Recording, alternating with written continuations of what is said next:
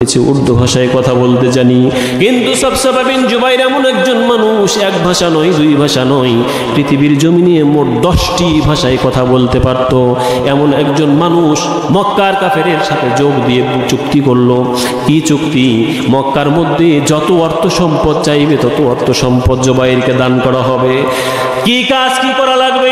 সব মানুষেরা বলল একটাই মাত্র কাজ, নবী মুহাম্মদ নামে একজন নবী নাকি দুনিয়ার আবির্ভাব হয়েছে, আল্লাহ নাকি তার উপরে ওহী দান করে, কোরআনুল কারীম নাকি তার কিতাব, ধর্মের নাম নাকি ইসলাম, আরবি ভাষায় আল্লাহ পাক রব্বুল আলামিন নাকি কোরআন নাজিল করেছে। তোমার কাজ হলো নবী মুহাম্মদকে একটা আনুষ্ঠানিক মাধ্যম দিয়ে পরাজয় বরণ করাতে হবে। আল্লাহ পাক রব্বুল আলামিন কি নবীর পরাজয় সহ্য করবেন নাকি? আস্তে বলা যাবে না, একটু জোরে বলতে হবে, সহ্য করবেন নাকি? প্রিয় ভাইরা আমার, পর্দার আড়ালের মায়েরা আমার, সব মক্কার কাফেরেরা সবসবা বিন জুবাইরকে আহ্বান করলো। সবসবা বিন জুবাইর, তুমি সুন্দরী রমণী চাইলে সুন্দরী রমণী দেওয়া হবে, মক্কার ভিতরে যত অর্থ সম্পদ চাও অর্থ সম্পদ তোমাকে দেওয়া হবে, তোমার যা আবদার আছে সব আবদার পুরা করে দেওয়া হবে, কিন্তু আমাদের দাবি হলো মুহাম্মদ নামে নবীটাকে সবার সামনে অপমান করে পরাজয় বরণ করতে হবে। নাউজুবিল্লাহ বলেন, আরো জোরে বলতে হবে নাউজুবিল্লাহ। প্রিয় যুবক বন্ধুরা আমার, মুরব্বী বাবারা, পর্দার আড়ালের মায়েরা, সবসবা বিন জুবাইর পরামর্শ দিল মক্কার কাফের মুশরিকদেরকে, ইয়াহুদ নাসারাদেরকে। কি পরামর্শ? বলে নির্ধারিত একটা দিন তারিখ ঠিক করো, যে দিন তারিখে নবী মুহাম্মদকে লাঞ্ছিত করা যায়।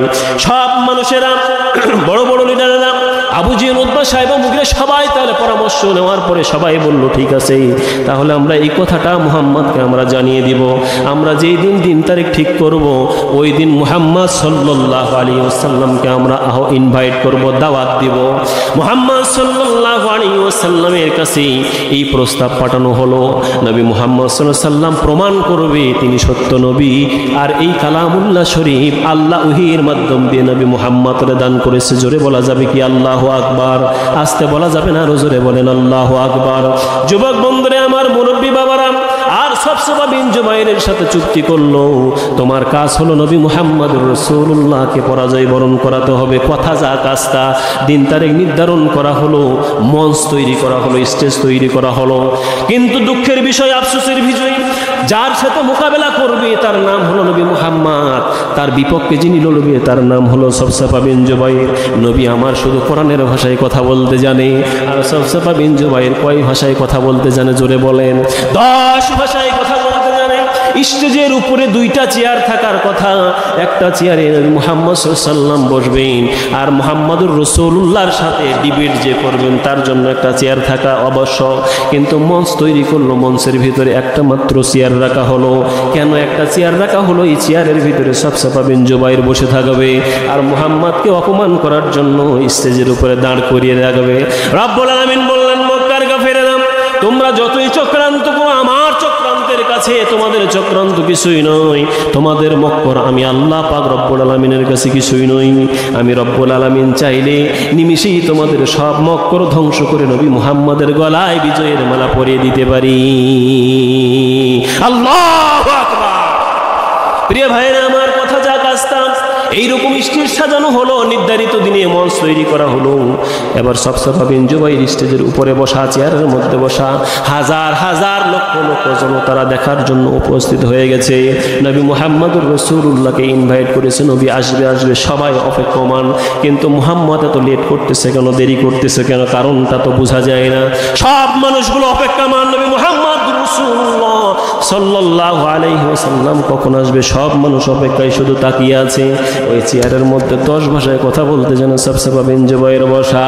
কিছুক্ষণ পরে এমন একটা চাঁদের মুখে চাঁদের মতো মুখ উদিত হলো, সেটা আর কেউ নয়, আপনার নবী, আমার নবী, নবী মুহাম্মদুর রাসূলুল্লাহ। প্রিয় ভাইরা আমার, আল্লাহ পাক রব্বুল আলামিন মুহাম্মদুর রাসূলুল্লাহ সাল্লাল্লাহু আলাইহি ওয়াসাল্লামের চেহারা এত সুন্দর করে বানিয়েছেন। আল্লাহ পাক রব্বুল আলামিন পৃথিবীতে একজন পয়গম্বর দান করেছিলেন আমাদের নবীর বহু বছর আগে। পয়গম্বরের নাম হলো ইউসুফ আলাইহিস সালাতু ওয়াস সালাম। ইউসুফ আলাইহিস সালাতু ওয়াস সালাম কি আপনার রব আমার রব এমন সৌন্দর্য চেহারা দান করেছিল। বলে মিশরের নারীরা ইউসুফ আলাইহিস সালাতু ওয়াস সালামের চেহারায় মুগ্ধ হয়ে ফল কাটার বদলে নিজের হাতগুলো কেটে ফেলেছিল, এত সুন্দর রূপ দান করেছিল। তার মানে ভুল বুঝবেন না, নবী মুহাম্মদুর রাসূলুল্লাহর চাইতে আবার বেশি সুন্দর না?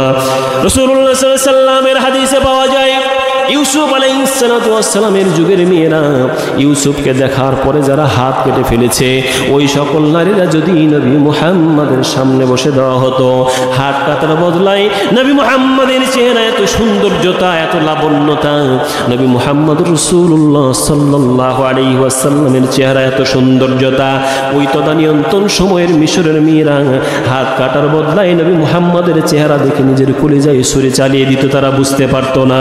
একটু আওয়াজ দিয়ে বলেন আল্লাহু আকবার। আর উচ্চ আওয়াজে বলা যাবে কি আল্লাহু আকবার? যুবক বন্ধুরা, পর্দার মায়েরা আমার কান লাগায় শ্রবণ করুন।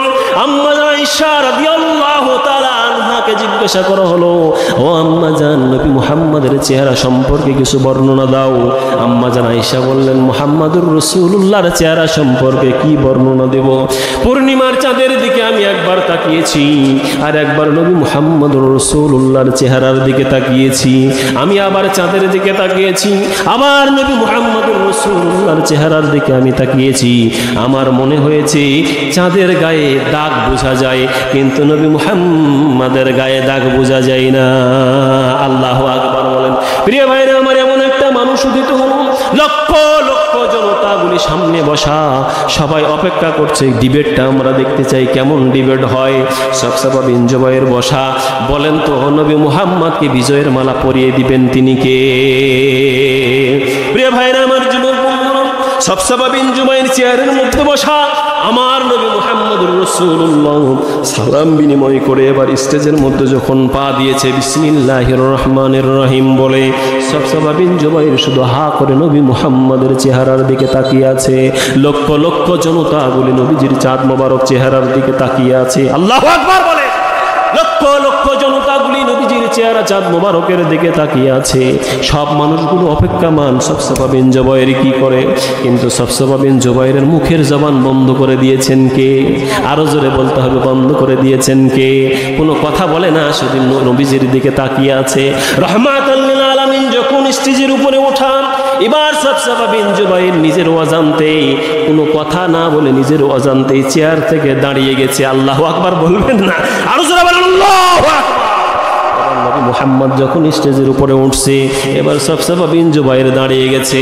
নবী মুহাম্মদের চাঁদ মুবারক চেহারার দিকে তাকিয়ে আছি। সব জনতাগুলো দেখতেছে, মক্কার কাফেরেরা, বড় বড় লিডাররা দেখে, আর আমরা জুবাইরকে কি চুক্তি দিয়ে আমরা নিয়ে আসলাম? কথা ছিল কি আর হয়ে যায় কি? কথা ছিল আমাদের আলাদা, ঘটনা তো হয়ে যায় আলাদা। সব মানুষগুলো তাকিয়ে আছে বাজান। আল্লাহ পাক রব্বুল আলামিন কুদরতি খেলা শুরু করে দিয়েছে।